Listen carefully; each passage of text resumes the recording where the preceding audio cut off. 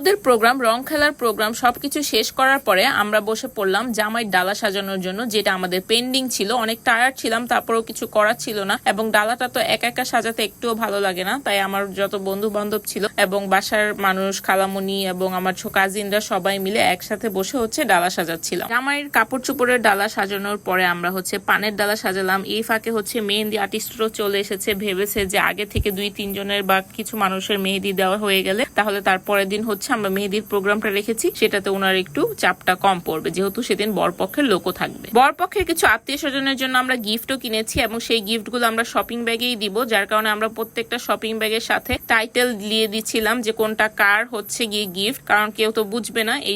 এই ফাঁকে কিন্তু মেহেদি আর্টিস্টের কাজও করে নিচ্ছে, তার ব্রাইডের গিয়ে হাতে মেহেদিটাও দিয়ে দিচ্ছে। সবাই সারাদিন অনেক হলুদ এবং রং খেলাখেলি করে অনেক বেশি টায়ার্ড ছিল, তারপরেও কিছু করার ছিল না, কারণ বিয়ে বাড়িতে গিয়ে অনেক বেশি এনার্জেটিক হতে হয়। তো এই ফাঁকে আমাদের গিয়ে ডালা টালা সাজানো শেষ। আমরা মিষ্টির জন্য একটা ডালা সাজিয়েছিলাম, আর এখানে সবগুলো গিফট আমরা প্যাক করে নিয়েছি এবং গাড়িতে উঠিয়ে নিচ্ছি এবং আমরা এখন চলে যাব ছেলে বাড়িতে।